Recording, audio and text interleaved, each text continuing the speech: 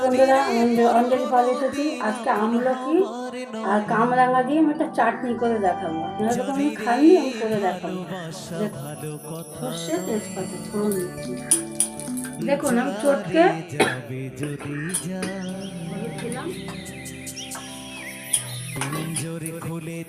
দেখুন, এটা হয়ে গেছে, কাদা কাদা হয়ে গেছে। এবার দেখুন, আমি নকুল দানা চিনি দিচ্ছি।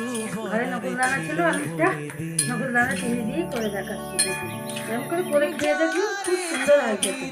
আমি ফার্স্ট করছি এটা, আপনারা করে খেয়ে দেখুন। দেখুন বন্ধুরা, আমলকি কামরাঙার চাটনি করে রেখেছি, আপনারা করে খাবেন, খেয়ে দেখবেন নতুন ধরনের।